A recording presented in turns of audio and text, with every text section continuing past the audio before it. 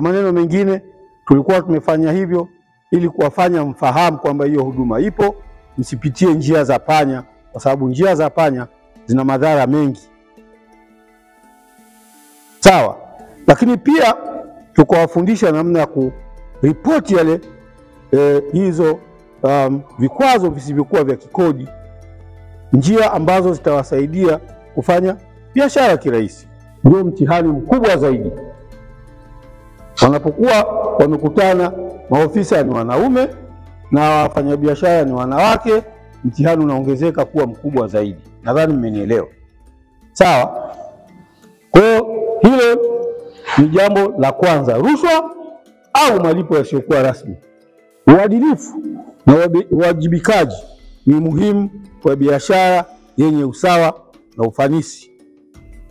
Ukiwa hawa maafisa wakiwa ni waadilifu, itawasaidieni sana nyie kufanya biashara kwa usawa na uadilifu. Utoaji taarifa, whistleblowing mechanism au whistleblowing. Utoaji taarifa husaidia kulinda wafanyabiashara na kukuza uwazi, na hivyo kukuza mitaji yenu. Unaelewa? Kukuza mitaji yenu. Na hilo ndio lengo kuu la mradi mkue. Kwa hiyo ukishajiridhisha kwamba nataka huu mzigo, nataka kujiridhisha kama kweli huu mzigo anao, utampigia simu. Ikiwezekana unaweza kaenda kuangalia kabla hujatoa order, kama unataka kutoa order, au wakati mnawasiliana mkatumiana WhatsApp, si ndio? Kama sio mbali. Sasa ukitoka hapa unaenda kuangalia mzigo na Manga, angalia kwanza nauli yake hapo, mtegemea na mzigo, ukubwa wa mzigo unaenda kuchukua. Tuko pamoja? Lakini kwenda kuangalia ule ubora. Mkishaanza kuwasiliana, maana yake mnatumiana ubora ule mzigo na kama hivyo, na yule mtu anajiridhisha, itumie sample, si ndio? Sample inakuja, unaipima kwa viwango unavyotaka. Je, inakidhi zile standard za kuuzwa kimataifa? Kwa ajili ya wewe ukikutana na changamoto unaweza kufanyaje? Kupiga.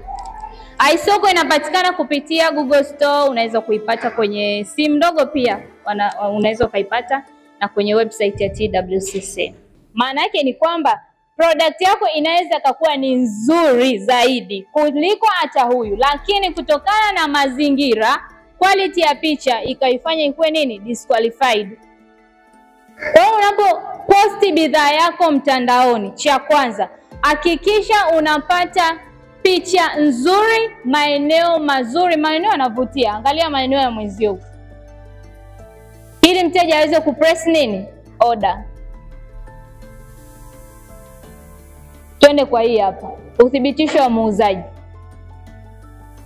Sema maneno hayaonekani haya mengine ya chini. Unaweza ukachagua product ipi na kwa nini, kutokana na the way alivyoelezea, maelezo kidogo na yule maelezo yake kidogo. Product gani ungeichagua? Bidhaa gani na ni kwa nini? Hii si asali. Eti hii si asali. Na ile si asali. Tuongelee packaging. Cha kwanza, achana na mambo ya label, packaging. Si asali huwa zina package zake kabisa, ukiona kabisa hii unajua ni nini? Ni asali. Je, hii ni rahisi mtu kujua ni asali? Hiyo packaging, jamani, angalieni tu hicho kifungo kina nini kilivyokaa.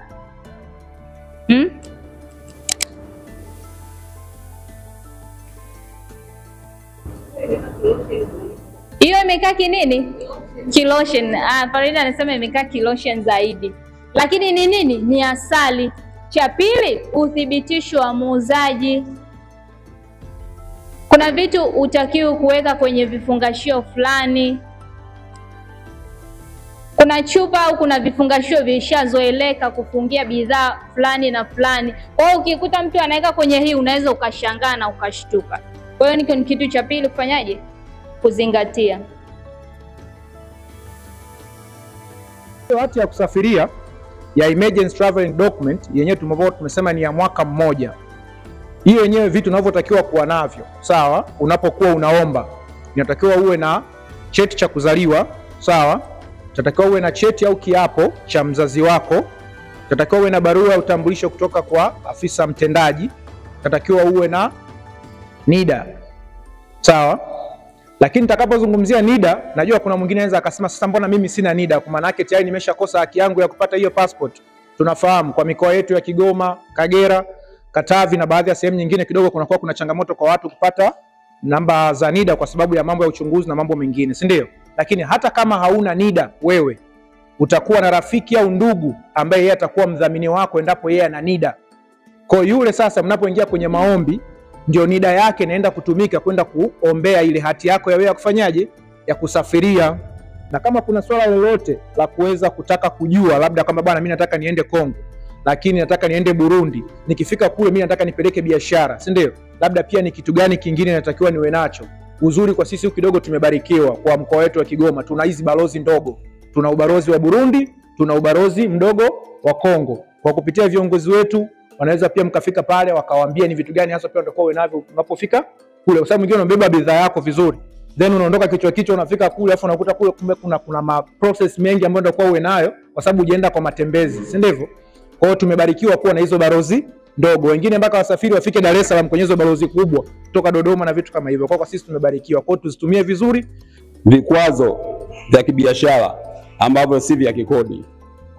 Vikwazo vya kibiashara ambavyo si vya kikodi inaweza ikawa ni swala la kiusalama ambayo inaweza ikaathiri shughuli za kibiashara mipakani, inaweza ikawa swala la afya, inaweza ikawa swala la mazingira, na pia inaweza ikawa swala la upande wa swala la viwango. Kwa hiyo hivi vyote ni vikwazo ambavyo vinaweza vikakwamisha biashara mipakani. Mfano mlipuko wa ugonjwa kama wa Ebola, nadhani tuna nani, au homa ya nyani. Kwa hiyo ikitokea swala kama hili kwa upande wa afya, maana yake biashara inakuwa ngumu tena kwa wafanyabiashara kupita ama kuingia kwenda nchi jirani. Hiyo tuwashukuru watu ambao wameandaa mafunzo haya, na sisi kama taasisi za kiserikali tunapata fursa kwa sababu ni mojawapo ya kazi zetu kama taasisi kutoa elimu kwa wadau mbalimbali ili waweze kuelewa na kwa pamoja tuweze kujenga taifa letu. Mamlaka ya Afya ya Mimea ni nini au TPHPA? TPHPA ni taasisi ya serikali iliyo chini ya Wizara ya Kilimo. Najua mnajua vitu mbalimbali vinavyoendelea hasa katika wezesha vijana. Tuna hii hapo BBT, Build Better Tomorrow kwa vijana, ni mradi ambao uko chini ya Wizara ya Kilimo, unasapoti sana vijana. Na TPHPA ni taasisi kama nilivyosema, kwa mujibu wa sheria namba 4 ya mwaka 2020 iliundwa ikiunganisha taasisi mbili zilizo chini ya Wizara ya Kilimo.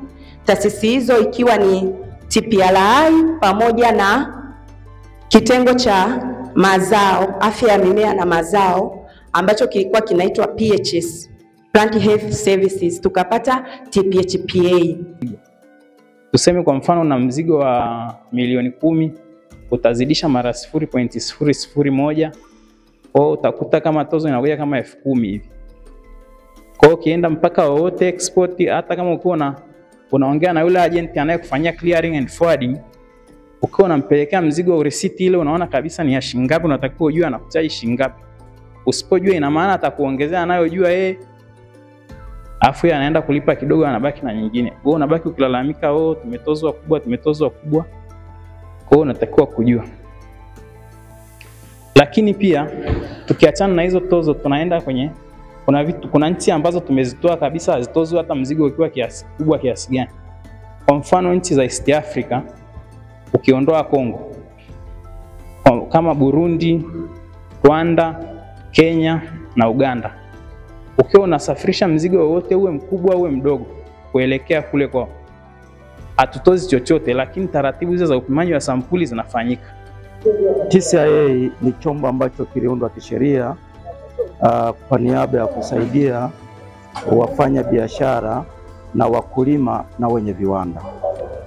Na katika kufanya shughuli hizo tuna wafadhili mbalimbali ambao wanaunga juhudi zetu ambazo tunawasaidia wananchi.